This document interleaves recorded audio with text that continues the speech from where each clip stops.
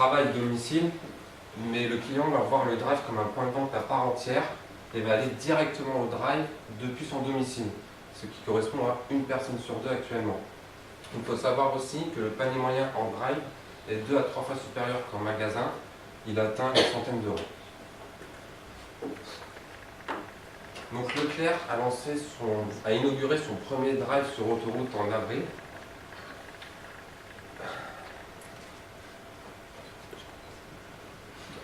En fait, le principe est simple. Ils vont proposer plus de 8000 références au même prix que l'hypermarché le plus proche, c'est-à-dire l'hypermarché de Fréjus, puisque c'est situé sur l'A8 entre Cannes et Fréjus. Quand on connaît les prix sur l'autoroute, ça fait un petit peu rêver. Ils vont toucher principalement les vacanciers, mais aussi, comme c'est une portion gratuite, ils vont pouvoir toucher les gens qui vont aller au travail. Cependant, d'après les premiers résultats, la structure est temporairement fermée. Leclerc évoque un problème informatique qu'ils n'ont toujours pas réussi à résoudre. Donc nous l'avons compris, le drive c'est une affaire qui fonctionne, c'est une affaire qui tourne, puisque aujourd'hui il est aussi naturel de commander sur internet que d'aller en magasin. Donc quelques chiffres percutants, aujourd'hui on est plus de 7 millions de Français à utiliser le drive. En termes de chiffre d'affaires, il évolue de plus de 50%, puisque en 2012 il réalise 2 milliards de chiffre d'affaires, et en 2013, 3 milliards. Aujourd'hui, on dépasse un seuil historique, puisqu'on dénombre plus de drive que d'hypermarchés. Une citation que j'ai retenue du directeur de Carrefour, il a dit un jour, quand on n'a pas de drive, on perd des clients, et quand on a un drive, on perd des sous. Donc le challenge ici pour les acteurs de la grande distribution, c'était justement de trouver ce juste milieu, et pour ça, ils vont avoir 3 modèles de drive. Donc un modèle plutôt offensif, le drive solo, donc ici un petit exemple de drive U, donc toujours offensif, donc toujours dans un souci de gain de part de marché. Ensuite, vous avez 2 modèles défensifs, donc toujours pour contrer la concurrence, avec l'entrepôt accolé au magasin, donc toujours sur le même modèle que le drive déporté, mais avec son propre stock. Et le drive en store picking que mon collègue va vous présenter par la suite. Donc nous avons eu la chance de visiter le drive de Carrefour Bourges, qui utilise le drive picking. Donc il faut savoir que le drive picking, c'est la formule la plus économique. En général, elle est utilisée pour s'aligner sur la concurrence locale. Le principe est simple, les employés vont sillonner les rayons avec un chariot pour préparer les commandes. Donc l'avantage principal, c'est la flexibilité. On va avoir énormément de références dues notamment à l'hypermarché, mais aussi en cas de rupture, on va pouvoir proposer beaucoup de foyers de substitution. L'inconvénient majeur, c'est la perte de temps au niveau de la préparation de la commande. C'est pourquoi chaque employé est équipé d'un bracelet GPS qui lui dit quel produit prendre et où le prendre. Quand nous y sommes allés, le drive avait seulement 1 mois, donc au niveau des résultats, il cherchait à atteindre son point d'équilibre de 50 commandes pour un panier moyen de 90 € et un picking à 90 produits par heure.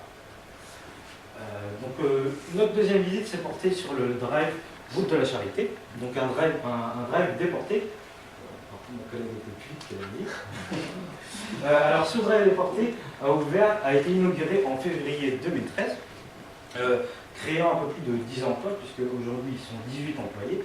Donc cet entrepôt, grand de 5000 m², a 2 fonctions. Une fonction de stockage pour le Leclerc Prado, et une fonction drive. Donc ce drive, par rapport à un store picking, est vraiment axé sur la productivité.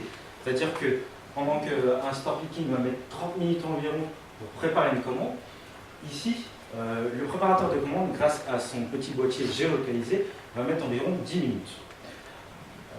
Donc quelques chiffres. Aujourd'hui, le Leclerc Drive, c'est un peu plus de 330 commandes par jour, avec un panier moyen de 95 €. Donc ce sont vraiment un chiffre significatif, puisqu'aujourd'hui, vous avez un autre site qui a ouvert l'année dernière à Saint-Bouchard. Alors le drive piéton, ou walking pour les bilingues, le principe est simple, c'est le même principe qu'un drive, la voiture en moins bien entendu. Le client va effectuer sa commande sur smartphone ou sur ordinateur, et 3 heures plus tard, il va pouvoir l'effectuer en moins de 5 minutes en point de vente. Il va même pouvoir se faire prêter un caddie contre une pièce d'identité et une signature. Le but est vraiment de dépasser le simple point de retrait, mais d'offrir une nouvelle expérience pour un style de vie spécifique, notamment en exemple le style de vie parisien.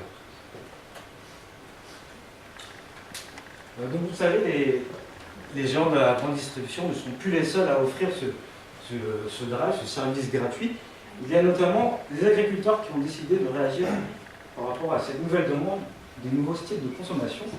Donc le principe, il est simple, il fonctionne comme une place de marché, c'est-à-dire que vous allez vous inscrire sur le site. Tous les mardis, vous allez recevoir un email avec une liste de produits disponibles que vous allez pouvoir commander. L'avantage, c'est qu'il n'y a pas de montant minimum, vous pouvez commander pour 2 €, 10 €, 100 €. Le petit inconvénient, c'est que vous devez passer commande avant mercredi soir. À ces délais, votre commande ne sera pas prise en compte. Et ensuite, ça fonctionne comme un drive, vous choisissez votre heure de retrait et l'endroit. Donc, comme je l'ai dit, les agriculteurs ne sont pas les seuls, il y a aussi les petits commerçants, les commerces de proximité, le fleuriste, le charcutier boucher, qui va également proposer ce service. Mais ceci, je vais laisser mes collègues qui vous présentera cette petite partie par la suite. Donc, on a fini sur le drive. Maintenant, on vous a présenté les évolutions, les innovations en termes de distribution, en termes de logistique. Maintenant, je vais laisser place à mes collègues qui vont vous présenter les innovations en termes de communication qu'on appelle les JMI. Donc effectivement, comme l'a dit notre collègue, on va vous présenter les innovations de demain.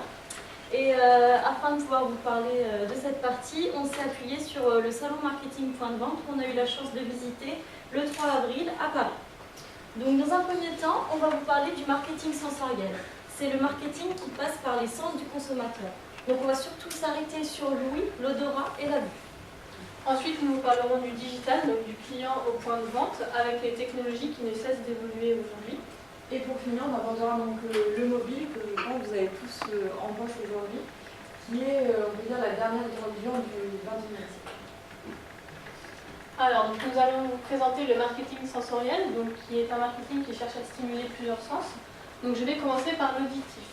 Donc, c'est le fait que le consommateur arrive à identifier un produit ou une marque grâce à une musique ou à un son. La musique, elle est d'autant plus efficace qu'elle est perçue inconsciemment par le consommateur, et il est d'ailleurs prouvé qu'un client reste plus longtemps dans un point de vente en présence de musique. Vous avez pu vous rendre compte d'ailleurs que la plupart des supermarchés ont leur radio appropriée qui passe tout au long de la journée les promotions du magasin pour informer les clients. Autre exemple, en période de solde dans les boutiques de vêtements, la musique sera toujours plus forte et dynamique afin d'accélérer l'achat du consommateur. Donc au salon marketing point de vente, nous avons pu rencontrer une commerciale d'Audiadis. Audiadis, c'est une société qui crée des annonces publicitaires de toutes sortes, donc qui peuvent passer d'une promotion d'un produit en magasin jusqu'aux événements de la ville. Il y a aussi donc My In-Store Radio qui crée des radios uniques. Ça permet de diffuser donc les musiques que l'on souhaite tout en incorporant des annonces. Donc maintenant le marketing olfactif, donc c'est le marketing qui suscite l'odorat du consommateur. C'est une technique qui est apparue à peu près dans les années 90. Au début, ça se faisait beaucoup dans les boulangeries ou dans les concessions automobiles, avec les odeurs de voitures neuves. Donc ça permet de démultiplier l'impact du produit. Et aussi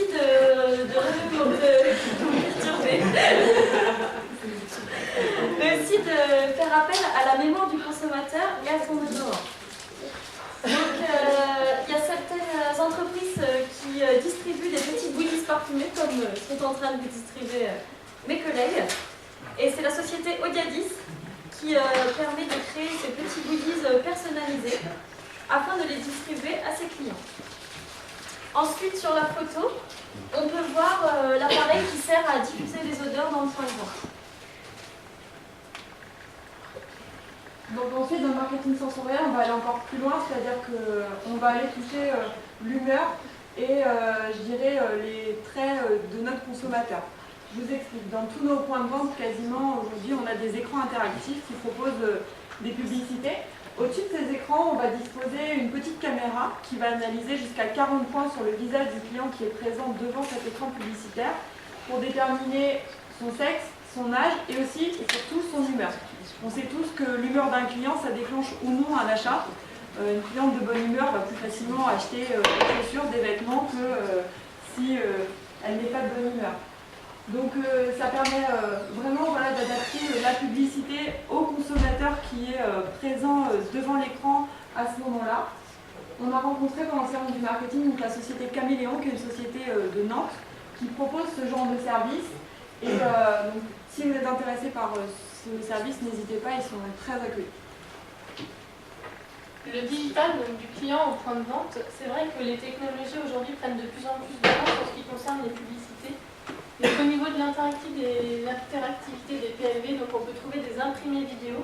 Donc ce sont des petits écrans à plasma ou LCD qui sont généralement placés à l'intérieur des brochures de communication. Donc en plus des informations écrites, en fait la vidéo complétera le support. Et le taux de mémorisation a d'ailleurs augmenté de 45% pour les entreprises qui proposent ce genre d'imprimé vidéo. Les PLV écrans sont généralement sous forme de totem où les produits vont se trouver donc, à proximité.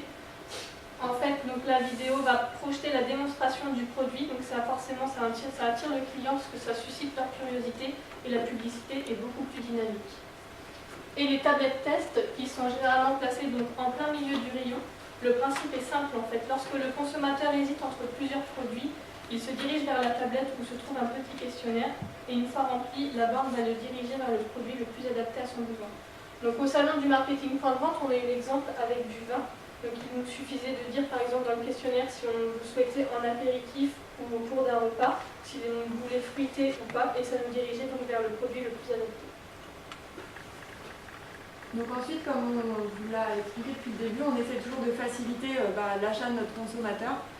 Donc aujourd'hui, dans certains points de vente, il existe ce qu'on va appeler les GPS de l'acheteur, avec soit par exemple des bornes d'appel qui vont permettre au consommateur d'appeler directement un vendeur grâce à un appel micro. C'est vrai que ça évite parfois beaucoup de démarches, ça va plus vite. Ça peut être aussi un très bon outil de management puisqu'il calcule le temps qu'aura mis un vendeur à venir répondre à l'appel d'un client. Donc ça permet ensuite par exemple de répartir les effectifs par zone au sein d'une unité commerciale.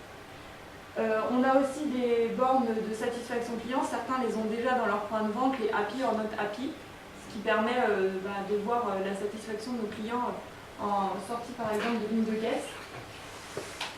Pour ce style de borne, on va vous en parler un petit peu plus après, on va de 100 à 8 000 € pour des bornes complètement interactives, holographiques, etc. On a un petit catalogue dans la pièce d'à côté que vous pourrez consulter si vous le souhaitez. On a aussi donc, des points de vente qui sont équipés de plans interactifs, donc sur des bornes soit à l'entrée du centre commercial. Et on va encore plus loin avec le carrefour de Villeneuve-la-Garenne qui a ouvert début avril, donc au centre Portes à côté de Paris. Ce carrefour est, je crois, le plus digitalisé de France. Tous les rayons sont équipés de bornes, de tablettes test, etc. Et ils ont même été créés une application qui permet au consommateur de créer sa liste de courses la veille. Et une fois arrivé dans le point de vente, grâce à du Wi-Fi, il est géolocalisé et ça lui crée le parcours type pour aller réaliser tous ses achats. C'est-à-dire tourner à droite pour aller chercher votre pot de Nutella, deuxième étagère, troisième étagère. Donc c'est vrai qu'on cherche vraiment à aller au plus loin pour faciliter l'achat de nos clients. Donc moi je vais vous présenter quelques nouvelles technologies qui représentent bien la digitalisation du point de vente. Donc en bas à gauche on peut trouver une photo du centre Portes de Villeneuve-la-Garenne, comme l'a dit Maëva. Et donc là on peut trouver une cabine virtuelle. Donc ça permet d'essayer ses vêtements sans les porter et en le voyant en face sur l'écran. Ensuite ici on peut voir une borne interactive qui est située au centre Beaugrenelle à Paris. Donc c'est comme l'a dit Maëva aussi le GPS de l'acheteur.